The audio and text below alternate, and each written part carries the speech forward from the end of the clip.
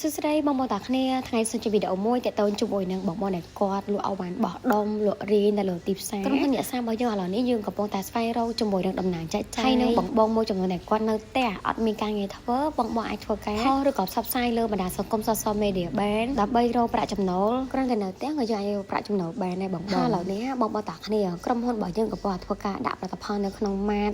ទៅលើផ្សារទំនើបផ្សេងជាច្រើនមកតាគ្នាបញ្ជាក់បន្តិចណាពាក់ព័ន្ធចំពោះផលិតផលហ្នឹងគឺជាប្រភេទផលិតផលខ្មែរដែលយើងមានក្បាលកោដចំជីអីត្រឹមត្រូវបងប្អូនតែការតែគុណភាពក៏យើងមានការតែគុណភាពដូចរាល់ហើយដែរឥឡូវនេះបងប្អូនតាគ្នាផលិតផលខាងរក្សាចូលមកបានច្រើនខ្លាំងមែនតើដូចបងប្អូនបានឃើញអញ្ចឹងសូម្បីតែសក់ម៉ៅម៉ាណាក៏យើងមានលក់ផលិតផលខាងរក្សាដែរសម្រាប់បងប្អូនដែលគាត់ចង់ទៅមើលដល់ទីតាំងអាចទៅមើលទីតាំងរបស់គាត់បានហើយមួយទៀតបងប្អូនតាគ្នាសម្រាប់បងប្អូនណាដែលគាត់ចង់បោះដុំលក់រីទៅលើទីផ្សារបងប្អូនអាចធ្វើការតាក់ទងមួយខាងក្រុមហ៊ុនបានព្រោះតម្លៃយើង special ជូនបងប្អូនទាំងគ្នាតែម្ដងហើយឥឡូវនេះយើងកំពុងតែត្រៀមជាមួយនឹងដើមឆ្នាំ2026នេះយើងចេញជាមួយនឹងផលិតផលខាងរក្សាច្រើនដែលបងប្អូនមួយចំនួនអត់នឹកអត់ស្មានដែរដូចមកខាងនេះវិញបងប្អូនតាគ្នាក៏មានជាប្រភេទផលិតផលខាងរក្សាចូលរួមជាមួយដែរយើងបានធ្វើដៃគូសហការចូលរួមដាក់ជាមួយនឹងផលិតផលដែលជាប្រភេទផលិតផលខ្មែរបងនៅចាំឯទៀតសម្រាប់បងប្អូនចង់បោះដុំលក់រាយឬក៏ដាក់ចូលម៉ាតទៅលើផ្សារតំណផ្សេងៗបងអាចធ្វើការតំណមួយខាងក្រុមហ៊ុនបានអរគុណ